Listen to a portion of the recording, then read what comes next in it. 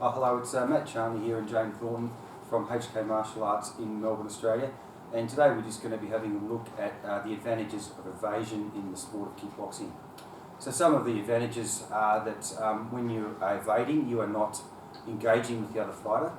You lower the risk of injury because you're not clashing as in a check or a block or a parry. And sometimes it can frustrate the other fighter because they expect to hit you and they obviously miss, and it causes them to rethink their strategy. So evasion is a really good skill, and sometimes it's overlooked in the sport of kickboxing, so we're going to have a look at it today. So the first thing we need to think about with evasion is the fact that you've got to keep yourself moving. We're trying to make ourselves a moving target. And the first example that we're going to show you, and you can do this really easily with your fighters and students, is from here. If I hold my hand up and Jane punches it, she will never miss my hand because it's not moving. But as soon as I make it a moving target, then a percentage of her punches will miss.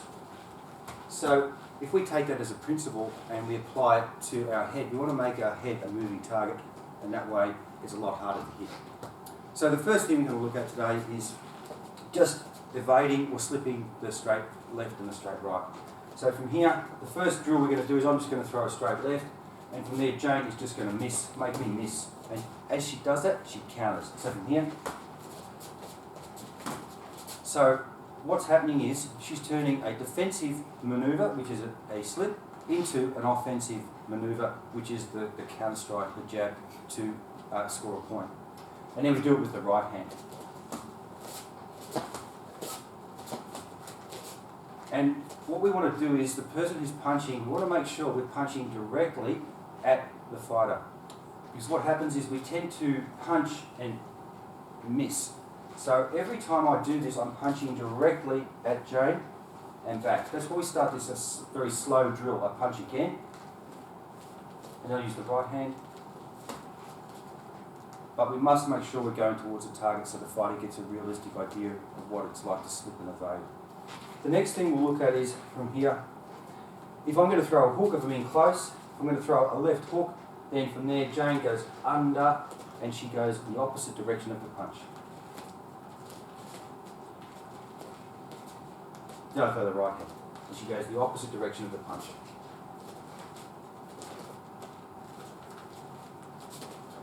And the other thing we've got to think about is boxing and kickboxing are different.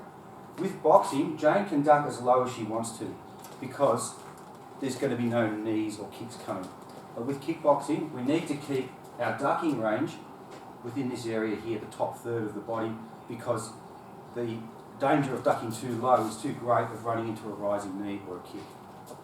So now from here, Jane's going to counter into my stomach with the trailing hand as she does the weave under the hook. So I'm going to throw the left hook, and as she goes under, again now she's turning that into an offensive technique.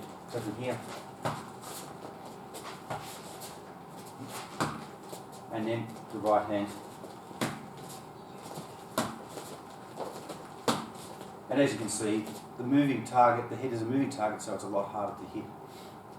So now if we just put that together, I'm going to throw a straight left, Jane will counter, and then she'll go under, and that two-punch combination, she will evade both punches.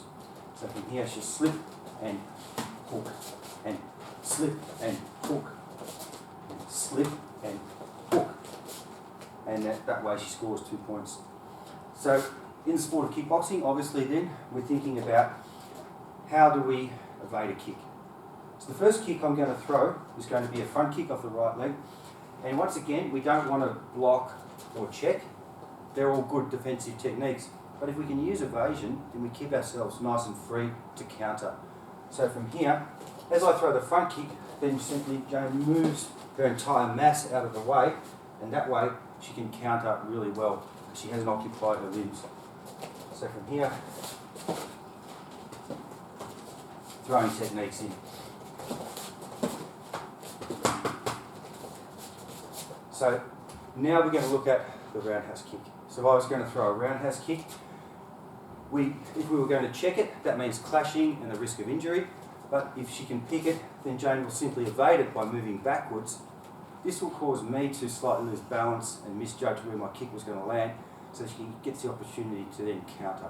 So I throw the roundhouse kick, and from there she comes back and counters.